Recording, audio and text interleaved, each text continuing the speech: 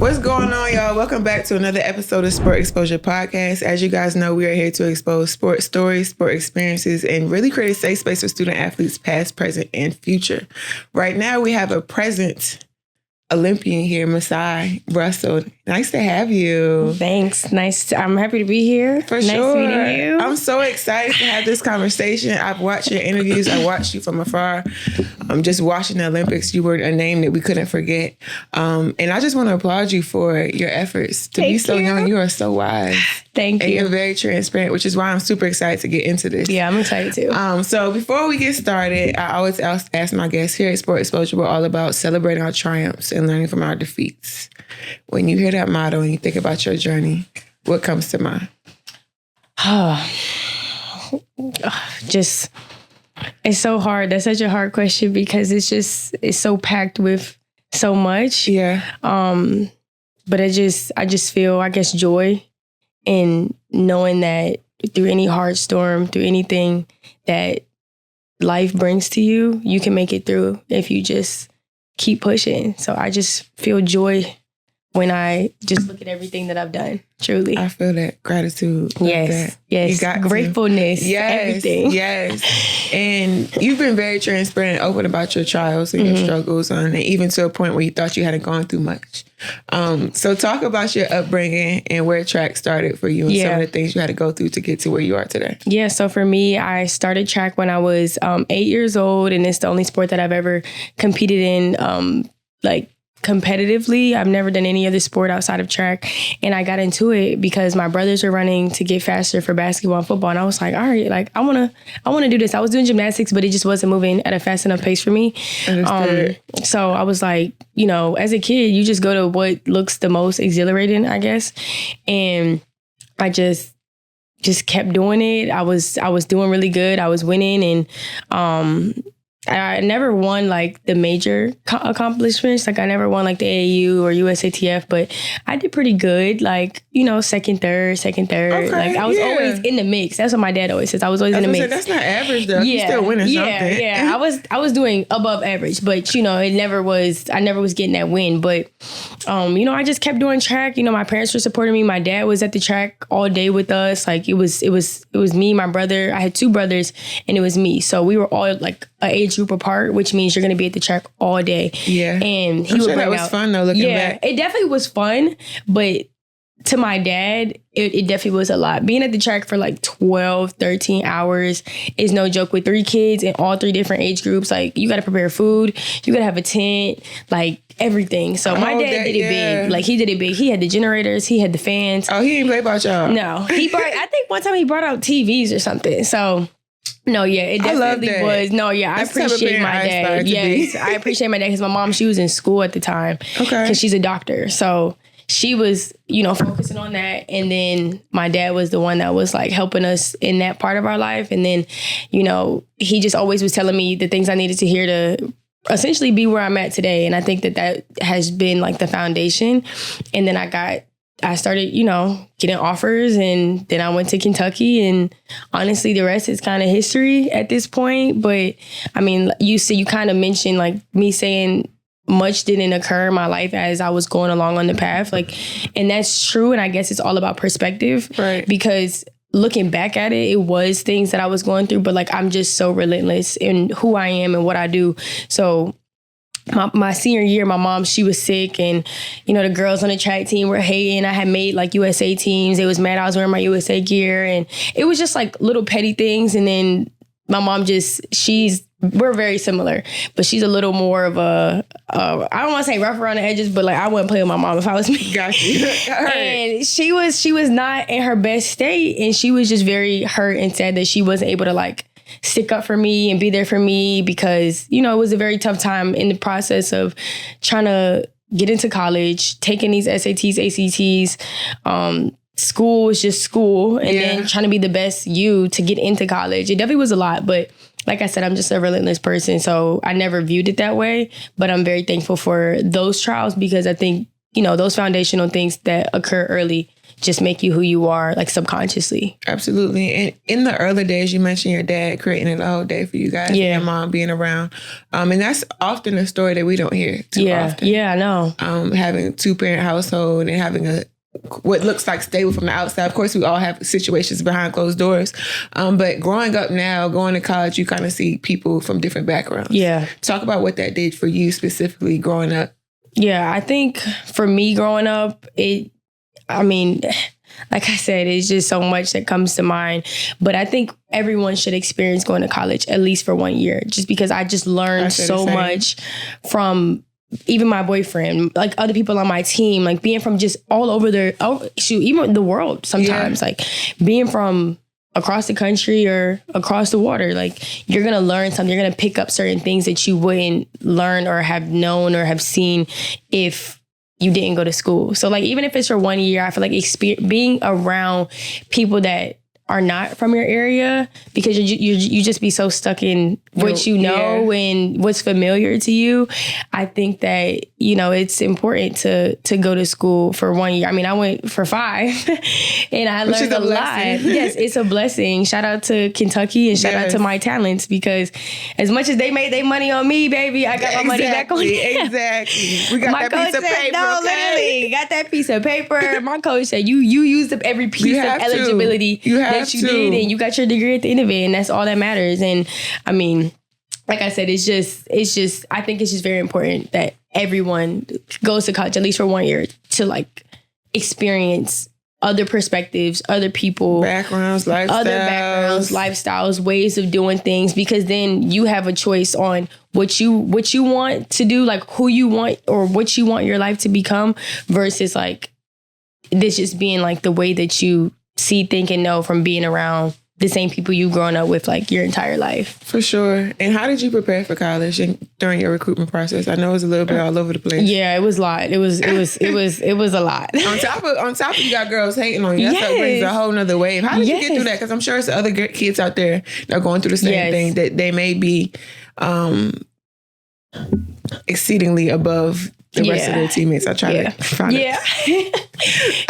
the best way to put it. But sometimes, like from the outside looking in, you think you're a star. I mean, you are a star, but when you're kind of right here down with other people that are not stars, no, absolutely, they try to make it seem like you're too much or better than. Absolutely. I mean, you said it the best. I think that honestly, for any young girl that's watching this or hearing this, or even if you're older, if you just need this advice, I just feel like you can't dim the light that God has given you. Like that's my biggest thing. I think we always try to dim who we are or to make other people feel comfortable. But at the end of the day, the lane that you're in and the lane that is meant for you is meant for you. And until that other person who's hating on you understands that they have a lane that's meant for them, then they gonna continue to hate. That don't got nothing to do with you, like at the end of the day. And I'm just so like blessed and thankful, because I just would question myself all the time, like, why isn't anyone hating on my best friend? Why isn't anyone hating on this girl? Why isn't anyone hating on that girl? And it's just like, they're not doing like what it takes to be hated. They're not doing anything that people would hate on either. Like, no, not to my friends, but when you got the looks, the talent, the brain. Talk about it. Like, people are gonna try to tear down what they see intimidating. And I mean, I just continue to be me. And I mean, it always wasn't easy as it sounds. It wasn't always easy, because as a young girl or even as a human, you just want to fit in. You want to be accepted. And when you're not being accepted as a young person, it is kind of hard. But then when you get older, you understand, like, okay, this was for a reason. I understand why I stood out, which is why, like, I am who I am now. Right. It all made sense. And I posted a video on my YouTube and it was like why my like high school track team didn't like me or something. That it blew up. And so many people in the comments were like, I needed this. Like, thank you so much for sharing this, because I feel like when you talk about your story and you talk about the struggles, people always try to tell you like, oh, don't talk about that. Like, why are you like, so like so many people told me to delete that video. Like, of course, that was from my high school. And then so many people was like, this helped me. And I'm like, I'm going to speak my truth. And people always want you to take the bigger road, or it's like, for me, if I can help the next person,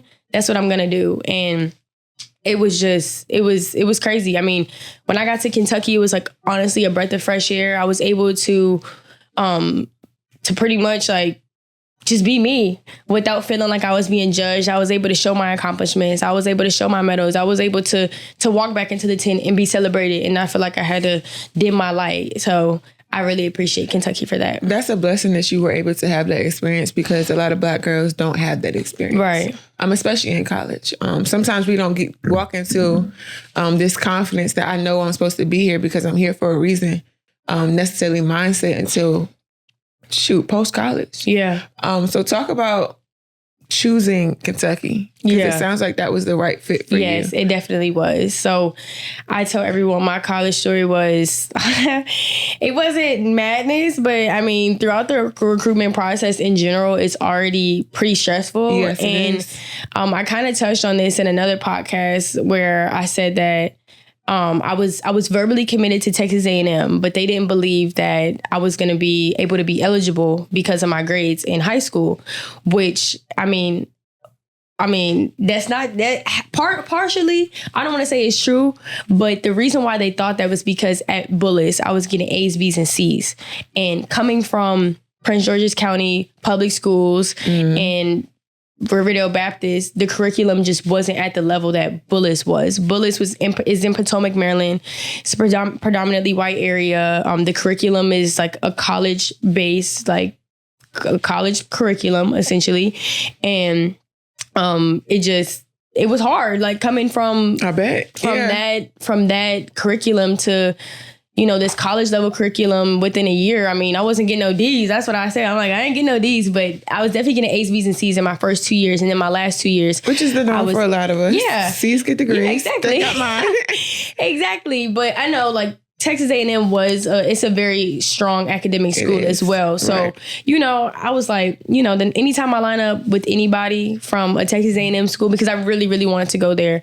And my dad, like, I'm bouncing all over the place, but my dad called me the night before signing day, and he was like, pull over. I'm like, what you about to tell me? And he was like, you're not going to Texas A&M no more. And the only thing I could do was like literally cry, because I took 5 visits, and Texas A&M was by far the best school out of all 5 visits I went to.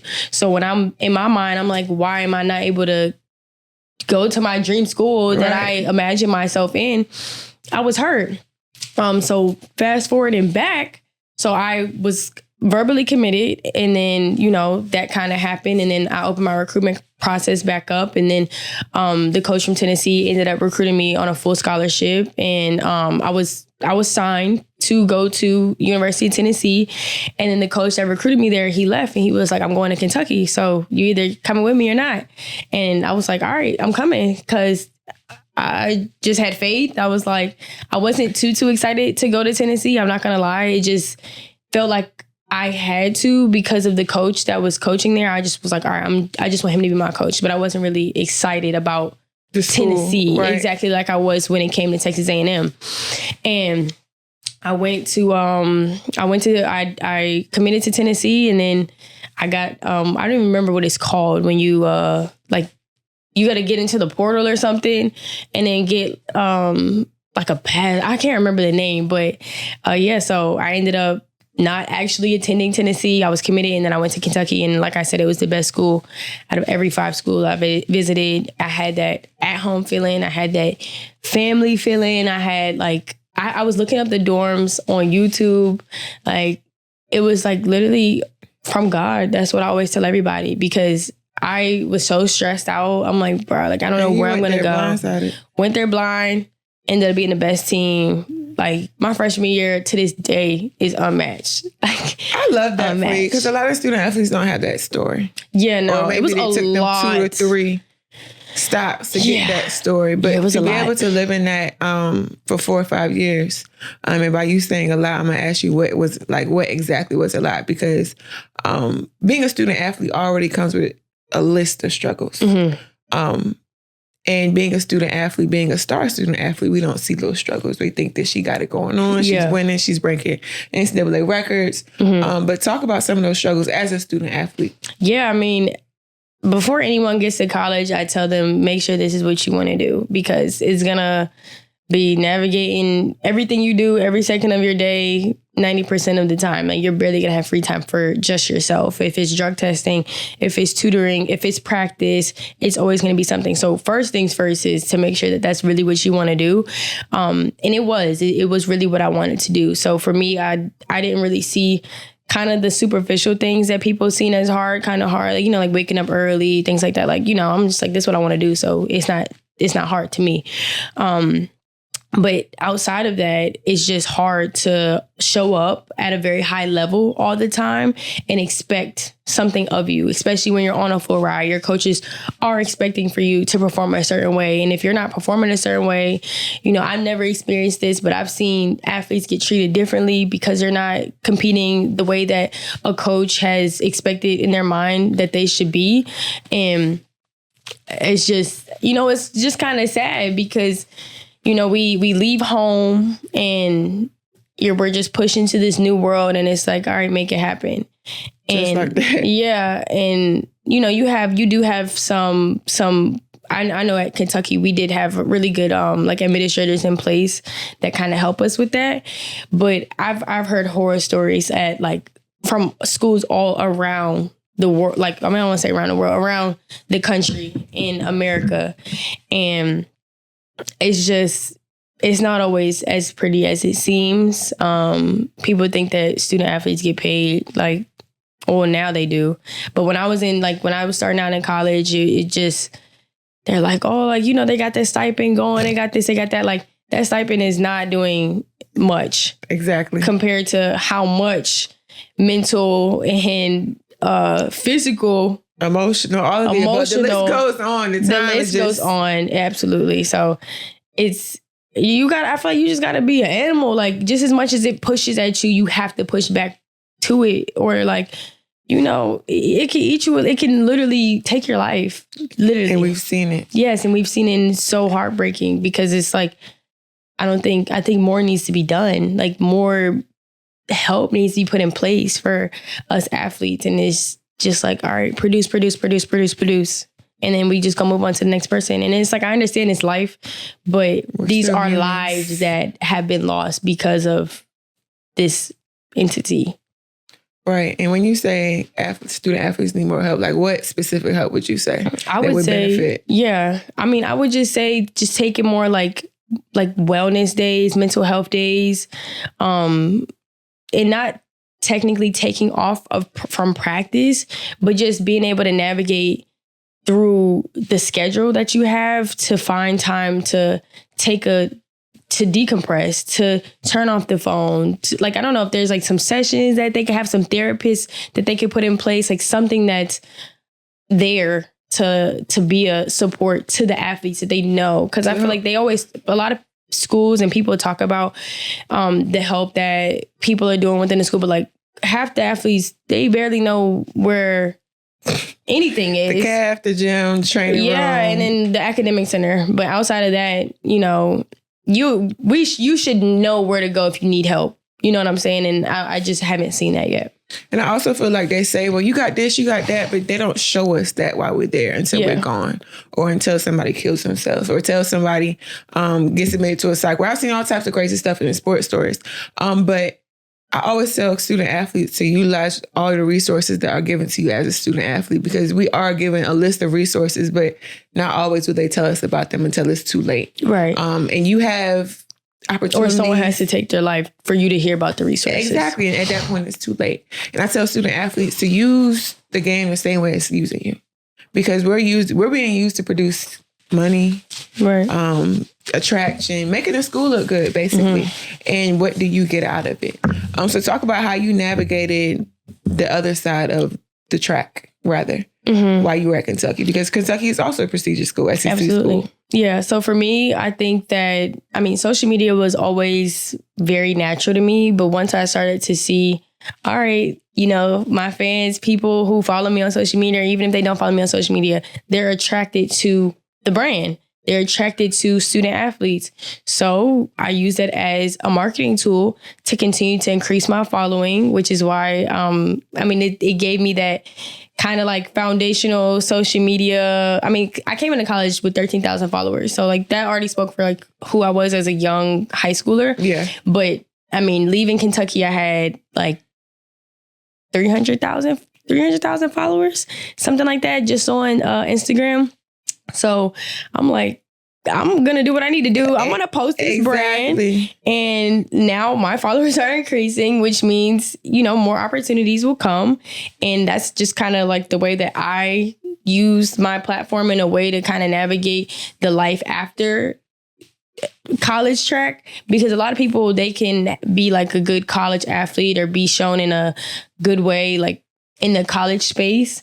And then after that, they're like nobody. But my followers have continued to increase. I'm about to hit 500,000 followers. And I've been out of college for going on 2 years now. So that's the way that I kind of like figured it out. I didn't do too much on like I don't want to say the business side, but I was really just about, it's definitely, especially now with NIL and opportunities on social media. Like social media is just taking off. So the fact that I'm glad that it was natural to me, but I was able to see it in a way like, all right, keep pushing this. Yeah. Especially on TikTok. Like, they used to eat that up on TikTok. Like, and that's what I'm saying. Like, you can literally make money off of anything these days. Like, if you're cute, if you have a personality, if you're an athlete, if you're good, if you're bad, if you suck. Like, if you're just a relatable person. If you're a relatable find your lane and ride it. Facts. Like, especially with the NIL. And I'm going to ask you, like, what that process was like, because it sounds like you were jumping into the social media thing before NIL became a thing. Yeah. So navigating that realm right there, like, I could turn this post into money. When it comes to brand, when it comes to seeking NIL deals, because you were part of the very first wave of NIL. Yes. And my issue with it was the lack of education behind it. I agree. So you're putting all this money in these kids' hands, 17, 18, 19, never had money a day in their life. What do you think they're going to do with it? Yeah. And then you're mad at the choices they make with it. Right. But you didn't teach them anything. Yeah. Same way you teach us this sport to be the best at this sport, it's the same thing when it comes to money. So talk about, I know you talk about a lot about your mom and dad helping you, but not everybody had that luxury. Right. I mean, I shout out my parents all the time, because when I started making my first couple thousands of dollars, they're like, oh yeah, this ain't all yours. I'm like, what you mean? They're like, no, you got to pay taxes. I'm like, what? Like, I heard about taxes, but I didn't know that had anything to do with me. So that's why I give so much credit and thanks to them in that way, because like you said, seeing these 17, 18, 19-year-olds making, especially now with all this money, it's very sick. It's sick. And they're not really educating them. I mean, I don't know if they are now, but I know at the brink of NIL, when I first started, it was like, all right, get this contract approved.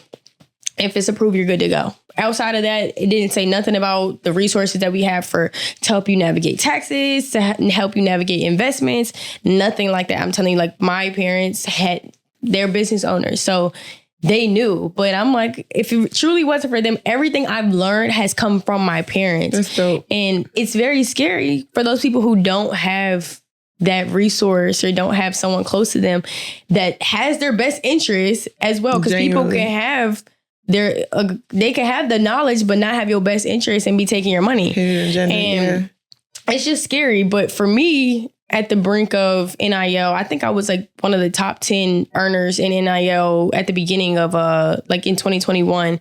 And it was just crazy because, I mean, like I told you, social media was just so natural to me. And I was like, the fact that I'm doing something that I love that comes so natural to me and I'm able to benefit off of it monetarily, it's a blessing. And I mean, my coach told me my freshman year, because I was majoring in kinesiology, I was like, oh, like I'm just gonna study kinesiology because I want to make money after college. And he was like, baby girl, don't do nothing for money. Like, right. He's like, you'll never work a day in your life if you're doing something that you love. And I mean, that just always stuck with me. So I was like, I don't know which lane I'm gonna go down. I always knew I wanted to go professional. But now I'm like an entrepreneur, I would say, because I'm a track athlete, of course. But if my legs don't ever move again, I pray that never happens.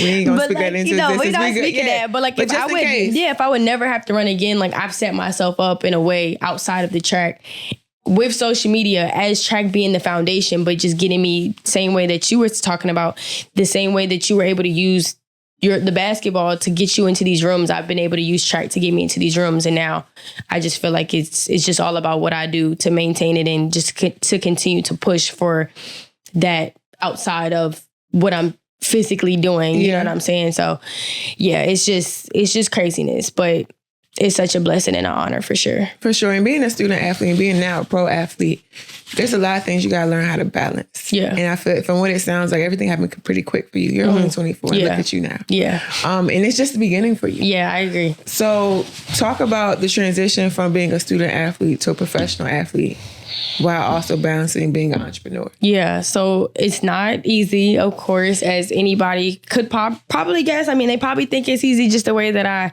make it look, or a lot of entrepreneurs make it look. We just make it look like it's easy, but it's a lie. It's a job. It's every day is a different day, and you don't know what you're going to get in that day. It could be a great day. It could be a bad day, but it's just about that mindset, I feel like. But navigating the professional space, in comparison to the NCAA space, it's different, but it's not. And I think for me, it's like kind of like back and forth, is because I stayed on campus. Like I'm not living on campus, but I still train on campus. And I didn't decide to leave as a professional track athlete. You can either stay at your college or go to another college to train with a really good coach, or you can go to a professional group.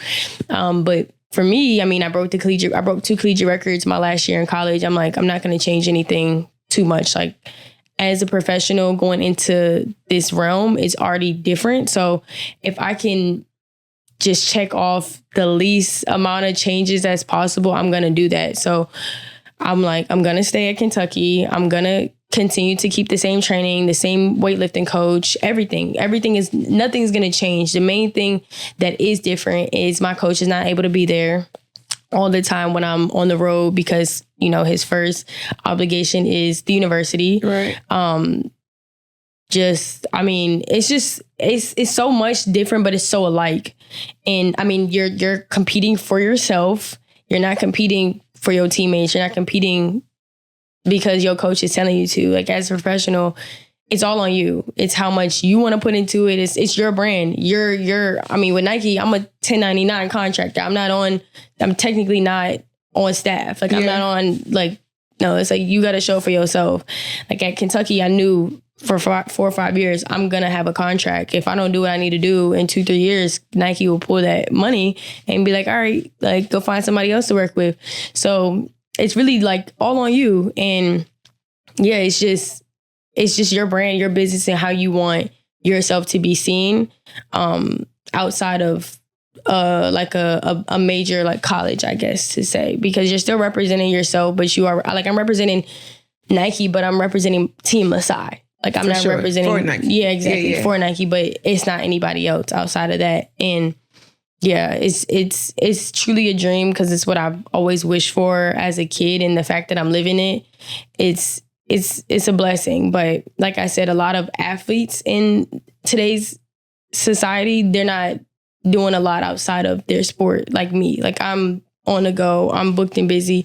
I would say I'm more than an athlete, and you are. It's a lot sometimes, but I mean, like I said earlier, whatever lane God has for you, like, that's for you. And I feel like this lane is for me, and I'm just thriving and living in it. Girl. Thank you. You're killing it. And would you say that you've experienced more ups and downs as a professional versus being a student athlete? Yes.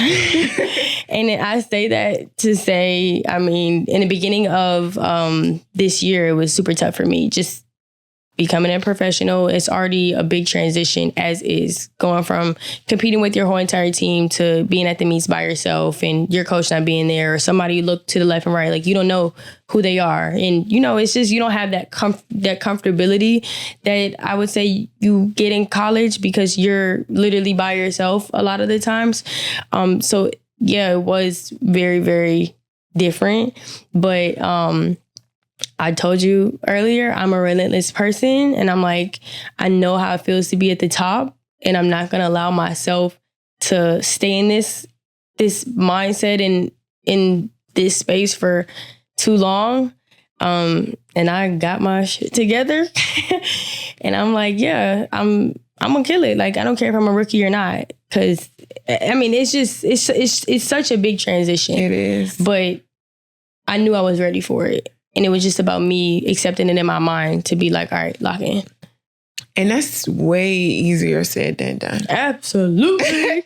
It's like, you know, when you go through the lowest and lowest, I could wake up and be positive every day, like, and I'm making it look easy, but behind closed doors, like, God damn, I gotta do this again. Yeah, it was a lot. Like, cause I guess for me, I never really view it in a bad way, but I was like, I think I might have actually been depressed. And I've said, like, I've never been depressed before. Like, I don't even know what that like technically means, because I just be going. Yeah. Like, I just be going. I don't be thinking about where I'm at. But like, looking back on it, every day I was overthinking. I just was not myself. Like, I just wasn't myself. And when I look back at everything and who I was, even when I watch my YouTube videos, I'm like, damn, like, I was going through a lot, and I just kept pushing. And I knew I was in a very different place.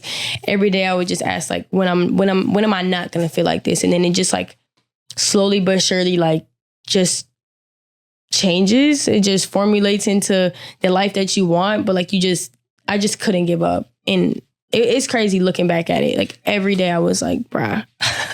I've been there before. And especially being a track athlete, like, you already, like, I feel like y'all sport is you're running for yourself. Like, even if you're running for a university, you're still running for yourself. Yeah. Because if you mess up, the whole team mess up. Yeah. And I can only imagine being professional, because you have very minimal room for error. Yes. And to have to dig yourself out of that, like, coming off of an NCAA record and then not performing the way you know you could perform, and having to dig yourself back to now being Olympic gold medalist. Yeah. Like, talk about that journey mentally and what it looked like for you. It took more than I ever had to put into something, I think.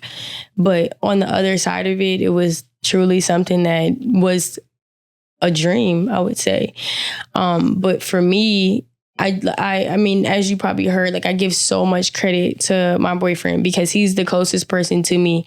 And when I needed that motivation, and when I needed to hear those just the right things, he always knew what to say. It was just like, it just seemed like God was talking to him through me. That's why I would get like emotional sometimes when we would talk, because I'm just like, how do you know what to say?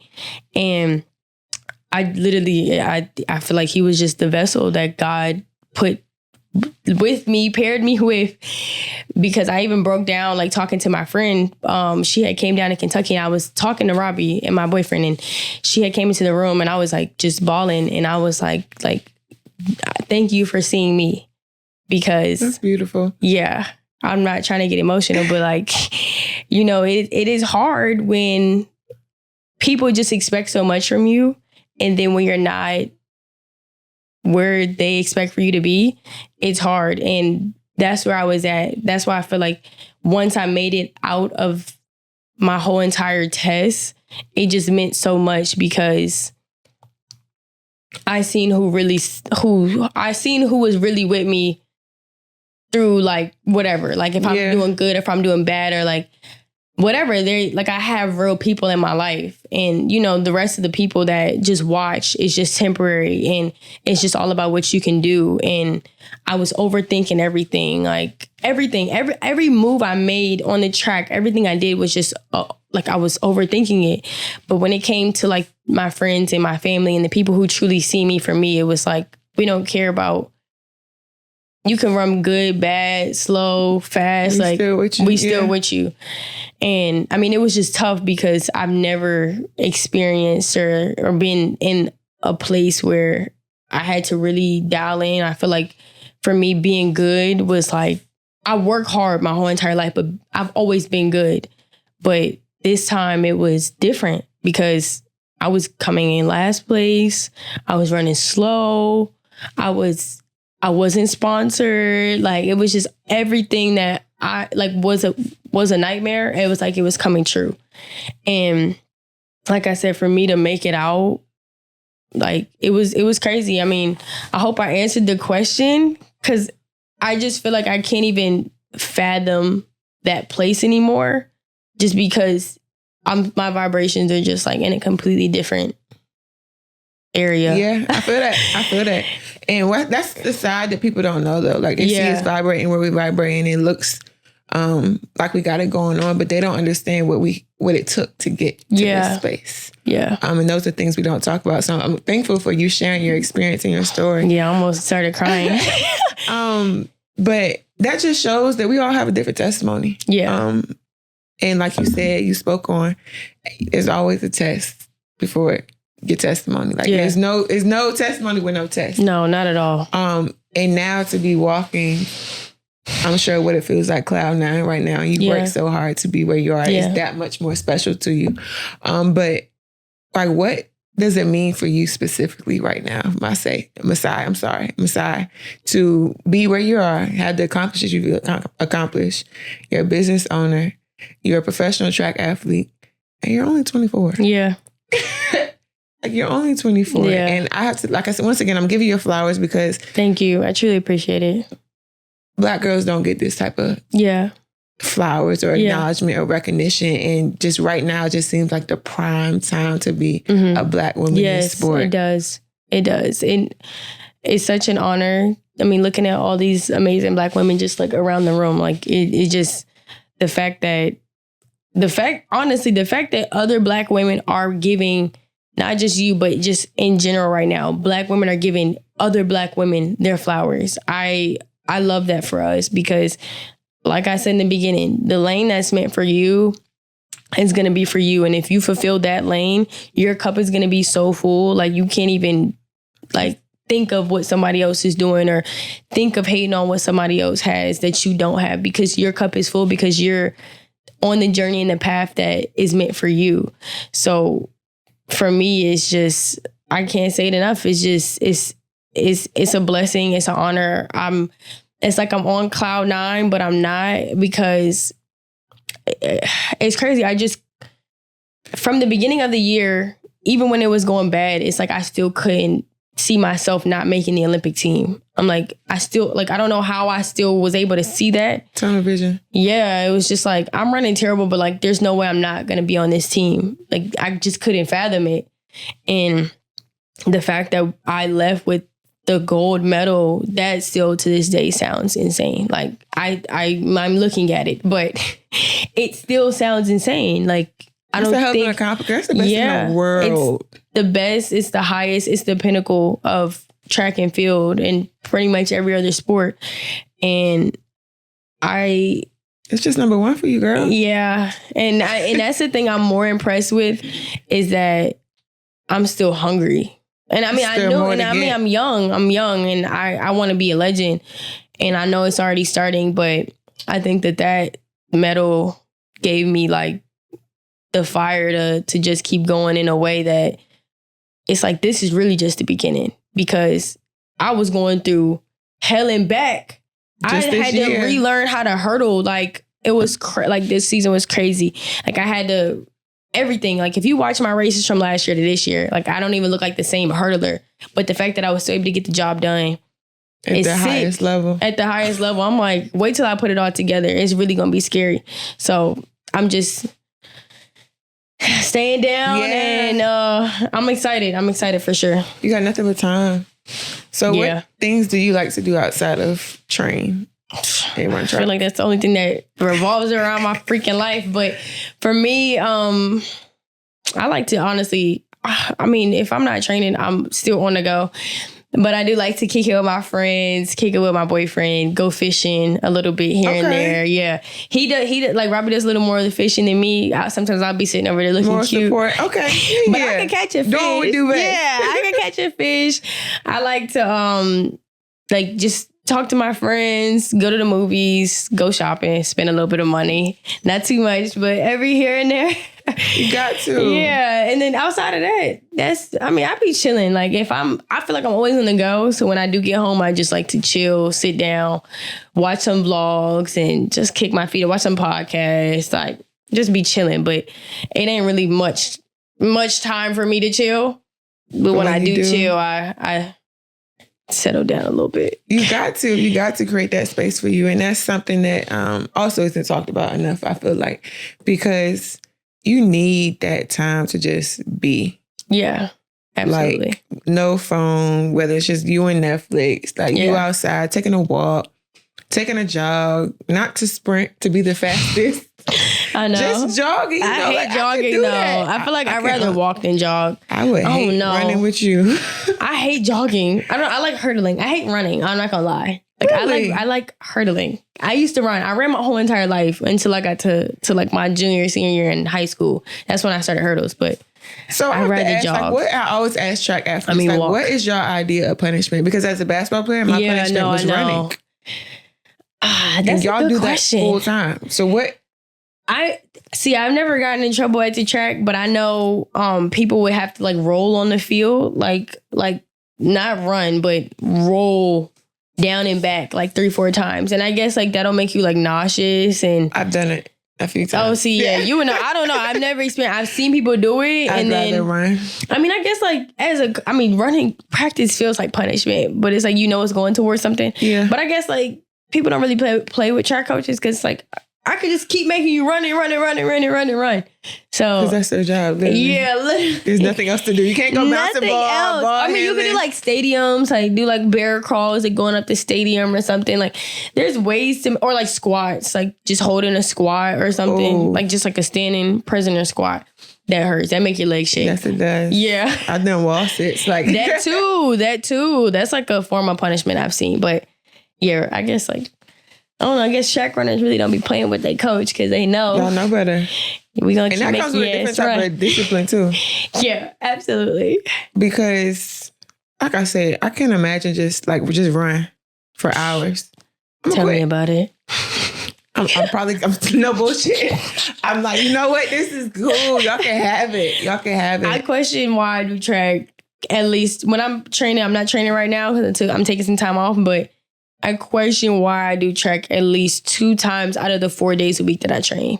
Honestly, probably 5. Because in the beginning of the season, lifting be insane too. Like the volume be through the roof. I bet. I'm just like, if I can make it through fall training, I'll be good. Every year, like this is like, I don't even know what season this is for me. And every year fall training is like, it's always, but you know it's coming.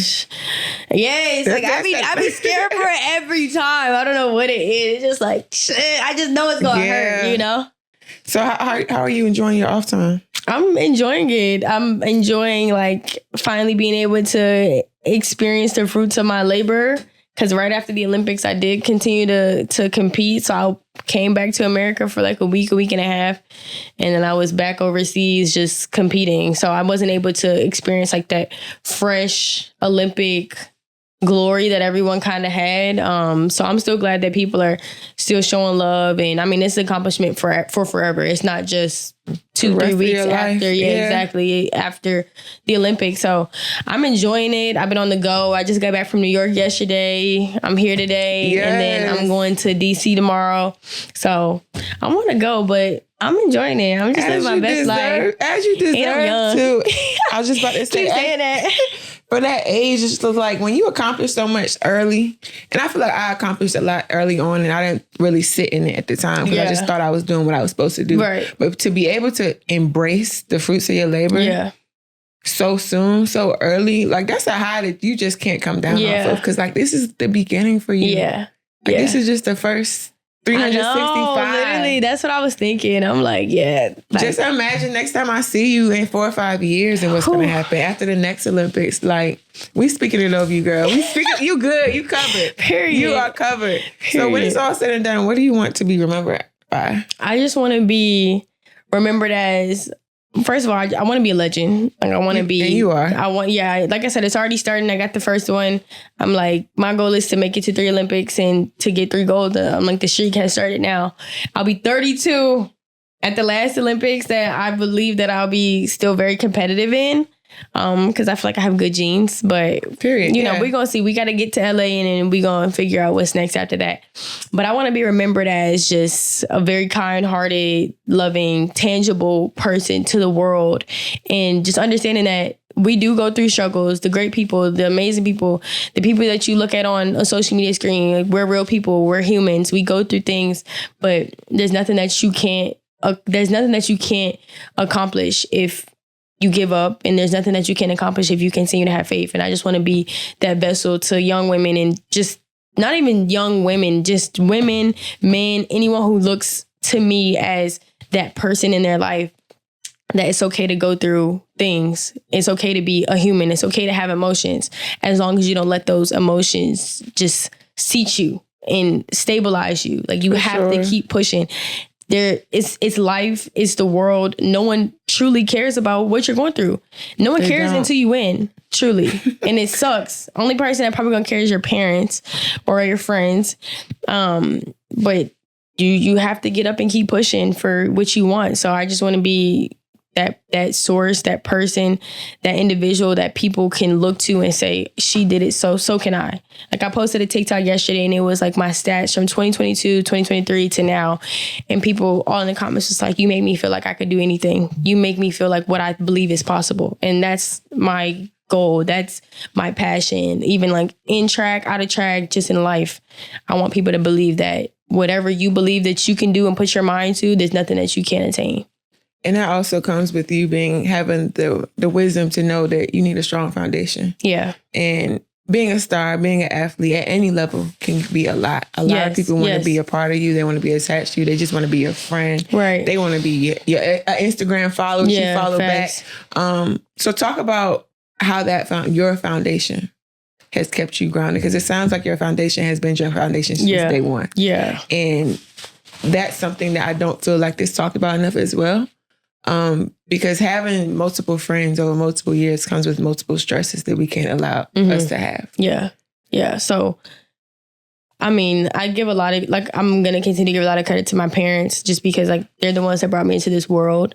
And my dad always told me, like, you got to do what you got to do so that you can do what you want to do. And I think a lot of people think that they can live this life or live the glamorous that they see on social media without putting in that work, or not, or like cutting corners. Like, I've never cut a corner when it has come to track. Like, I'm always going to do what my coach says, the time that he says to hit it in. And I just believe in, like, what goes around comes around. So if you putting out bad, if you're cutting corners, and if you think you're getting over, it's going to come back. So that foundation that was instilled in me, that, like, you got to do what you got to do so that you can do what you want to do, has just navigated. My dad told me that, just navigated through the life that I'm living now. Because to this day, it didn't matter what shoot I had to go to, what obligation I had. If I had practice, if I had an obligation to my craft, I'm accomplishing that first. And then I'm handling what's after that. And keep the main thing. You have to keep the main thing. And that was another one of my sayings, like, throughout the year. Like, you know, it doesn't matter what's going on around you. Like, you have to keep focus on that one thing that matters the most. And I mean, I've always told myself, like, all you have is all you need. So you just have to have that strong base and just that strong foundation that, you know, what you want is not going to come from thinking it. You have to put the work in and do it. So that's why I said, like, my foundation is just like, if you want to do something, you got to do what you got to do first to do what you want to do. It's as clean cut as it gets. And that applies to everything, even outside of sports. Yes, in life. Like, you can't cut corners in life, in sports, with people, with money. Like, it's always going to come back to you. So I feel like it just makes it easier to just do the right thing, to do it in the best way possible. And then I promise, like, you're going to have some ups and downs, but at the end of it, you're going to be very happy that you made those decisions earlier. And one last thing I want to resurface, NIL, only because it's the biggest thing right now. Yes. With student athletes. And a lot of student athletes are struggling navigating this new playing field. And coming from a student athlete who experienced life before COVID, during COVID, and post-COVID, and now you're a fresh pro. Yeah. Talk about the importance or maybe foundational things for NIL to keep in mind when it comes to brand deals, when it comes to seeking NIL deals, because once again, it's so much that goes into it. These schools are paying kids numbers unseen. See, that I don't really agree with that part, because I didn't get to experience getting paid to come to Kentucky for $17 million. Like, and you know what's crazy? That's crazy. Back before COVID happened, we always had, like in college, we always had to talk about, do you think athletes should be paid or not? Yeah, I know. I heard it's been a talk of discussion and forever. I was always on the opposing side for this reason. Yeah. I just feel like kids are going to stop going to school for what they're going to school for. I agree. I'm not going to school to play basketball or to get a degree. To make money. I'm going to school to make money. And it kind of takes away what school is for. I agree. And I've always been on that side. Like, do I want to see us get paid? Absolutely. However, you're going to see what we're seeing now. The transfer portal jumps after every season. We see kids going to 4, 5, 6 different schools. Yeah. For money. Yeah. And if you're not knowledgeable in this area, you can get wrapped up in it quick. Yeah, very much so. And not have a school home at all. Yeah. So what do you think so you still don't agree with it now? I just wish there was more structure around it. I agree. Like, I wish that there was financial advisors put in place at the school. Mm-hmm. Like, if I'm gonna bribe you with a car, if I'm gonna bribe you with $25,000, $1 million, $100K, you need to have a financial advisor for me when I get there. Yes, I agree. So I'm not opposed. Yeah. It's just, I just wish it was done differently. I agree. When we're talking about kids still. Yeah, very much children. Yeah. Like 18. Trying to find a 19 years old. Yeah. No, I agree. I think, like I said, for me, NIL was very different in that sense because at that point, I was already at Kentucky, so I don't think that they could have offered me money while I was already there because I already had my contract like with UK. But I can imagine getting paid $800,000, $900,000 just to come to the school before even playing. And that's where I said I don't really agree with it because I feel like it does take away that sense of reaching the next level. I know for me as a young athlete, my goal was to make it to the pros so I could get the contract, so I could get the gear, right, so I could get this lifestyle. And now when you're getting it so early, I feel like there's nothing to work for. And I feel like we'll work. We may, I pray that we don't, but the drive is just not going to be there when it comes to sports. It's just not going to be like, I don't want to say you have to really work. Like you have to work, but it just like, I know a lot of athletes now who weren't able to take advantage of that don't agree with it because they know how hard it was blood, sweat, and tears, literally. To that. And then you just coming on campus and they're like, all right, we got $700,000 for you. And then if, a lot of people, they like, yeah, we taking that. But a lot of the coaches, I know that they don't really agree with it because like you said, the transfer portal gonna jump and people just go to wherever the money is. And it's not pure no more. It's not just because just not for the love of the sport truly, is because of what it could do for you at such a young age. And before NIL, only thing I was getting was my little cost of attendance and that's after crazy. You rent. said little back in the day. That was the shit. Yeah, you got cost of attendance. Yeah, I know. It was a cost of attendance and it was another one. That. Like I got just like the whole stipend. Yeah. So after you pay your rent, you got like $1,000 or like $700 to spare, and then.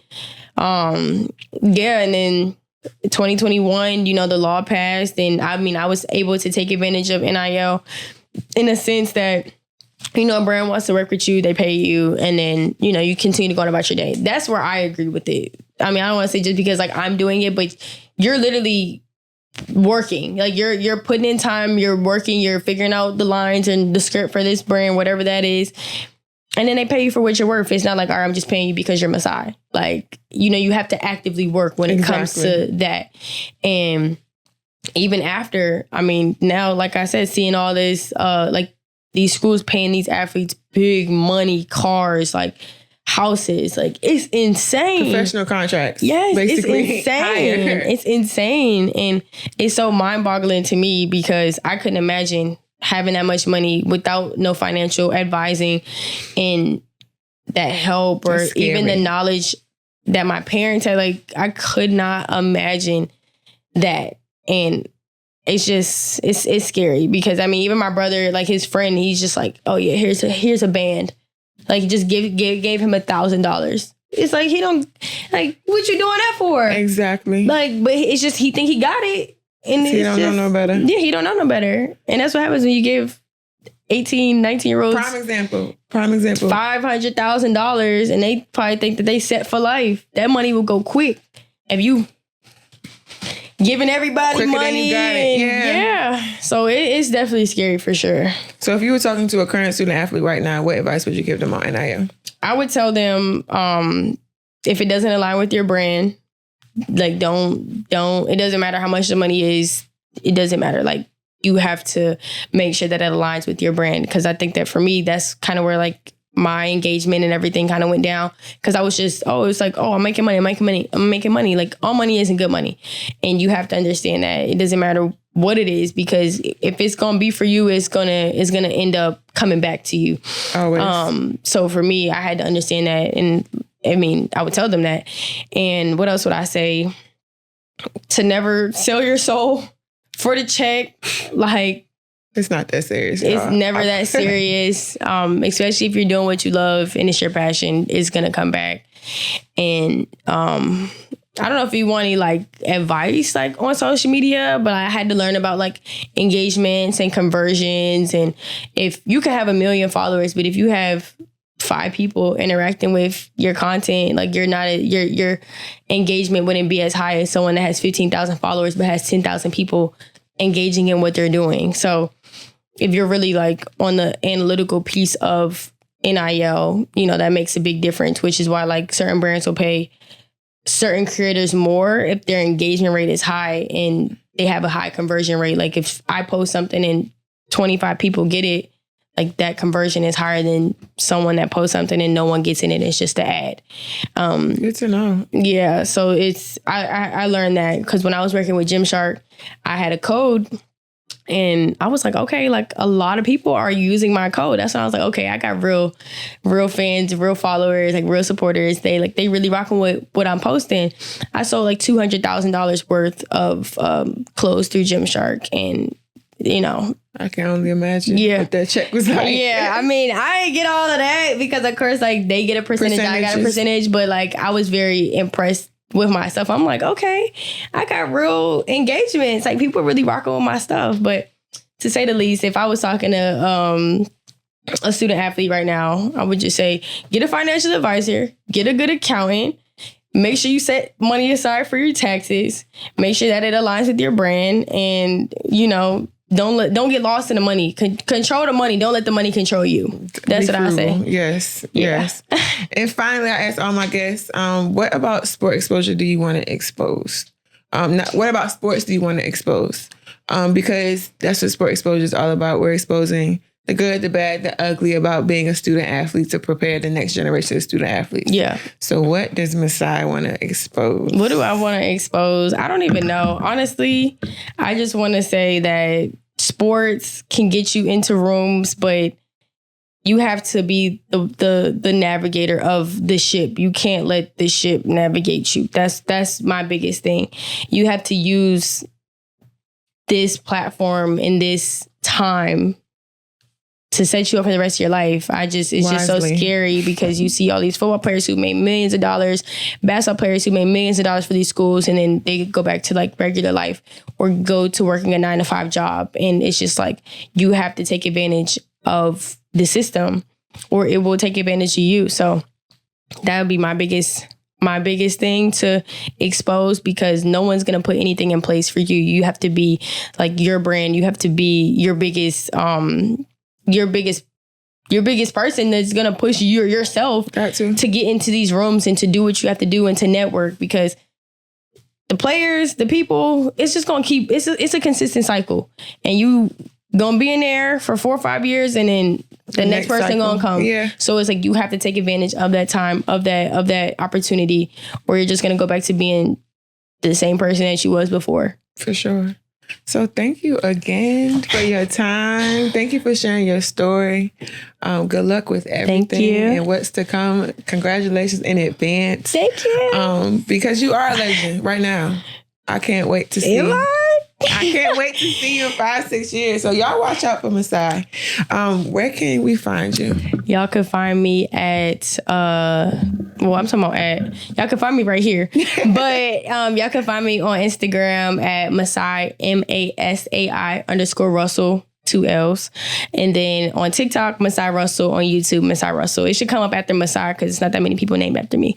But yeah, y'all can find me there. Like, comment, subscribe. Tap in, follow your girl. Come join my story, we just getting started. It's a vibe. It's a vibe. Yeah. Glad to be a part. Thank you. Sis. Thank you so much. It was a pleasure. It was an honor. So nice meeting you. For sure. And we'll catch y'all on the next one.